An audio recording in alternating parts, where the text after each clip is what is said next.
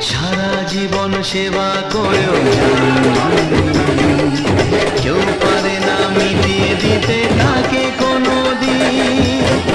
তোমারই আশীর্বাদে জীবনের